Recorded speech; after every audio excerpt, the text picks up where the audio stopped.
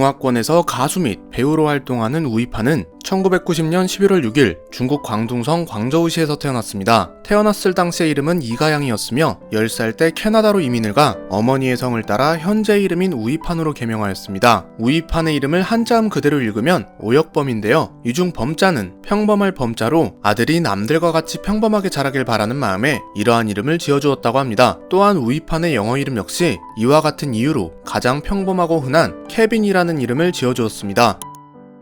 10살 때 부모님의 이혼 후 어머니와 함께 캐나다로 이민을 떠난 우이판은 이후 중국 국적을 포기하고 캐나다 국적을 획득하였습니다. 우이판이 주로 중국에서 활동하기 때문에 중국 혹은 홍콩 국적을 가지고 있다고 생각하는 사람들이 많은데요. 엄밀히 말하면 우이판은 캐나다 국적을 가진 캐나다인입니다.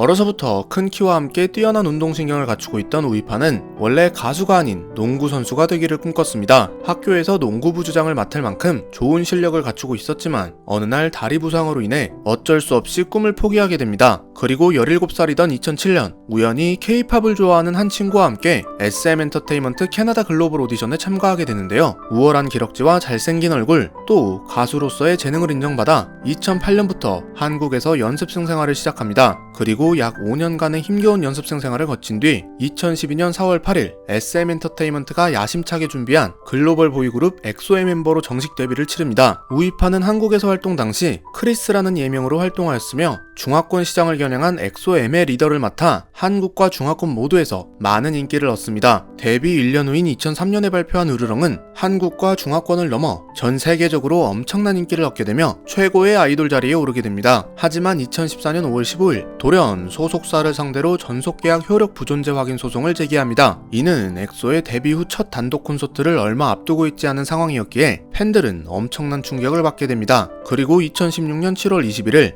약 2년간의 법정 공방 끝에 원래 계약대로 2022년까지 SM 엔터테인먼트와의 계약이 유지되며 한국과 일본을 제외한 지역에서 SM 엔터테인먼트가 매니지먼트 권한을 위탁하여 활동하는 것으로 결론이 나게 됩니다. 또한 소속사에서 직접 크리스가 엑소로서 활동할 계획이 없다고 밝히며 사실상 한국에서의 활동은 끝났습니다. 크리스가 탈퇴한 이유에 대해서는 건강 문제, 부당계약, 계약 위반 등 여러 가지 설이 있었지만 팬들 사이에서는 크리스가 보다 더 큰 중국 시장에서 본격적으로 활동하기 위해 탈퇴했다는 설이 지배적입니다.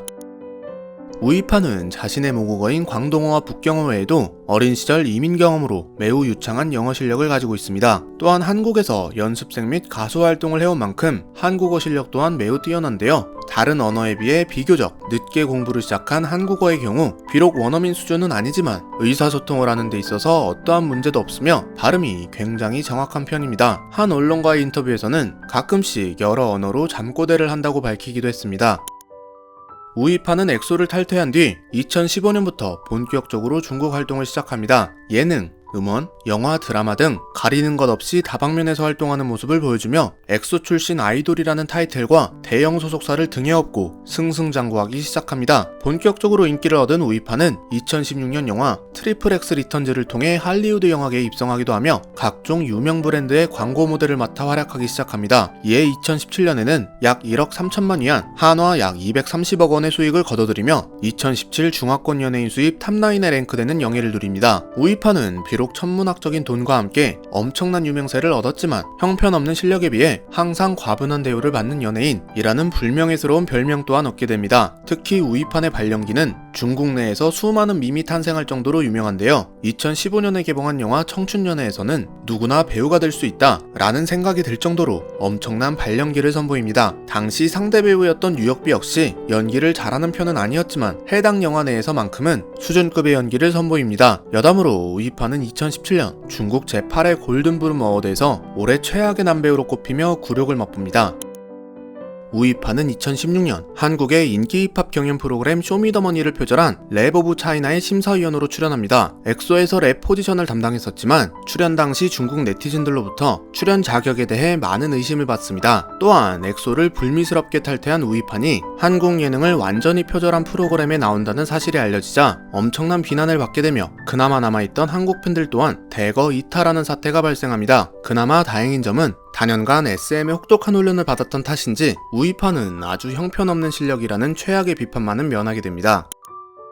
2017년부터 미국 음원 시장에 진출한 우이파는 팬들의 지원으로 나쁘지 않은 성적을 내왔습니다. 하지만 우위판의 중국 팬덤 및 소속사가 미국 IP를 이용해 의도적으로 음원 사재기를 하는 일명 불법 스트리밍 행위를 저지른 것이 발각되는데요. 이에 2018년 11월 8일 아이튠즈 측으로부터 음원 순위에서 삭제되는 조치를 받으며 국제적인 망신을 당하게 됩니다.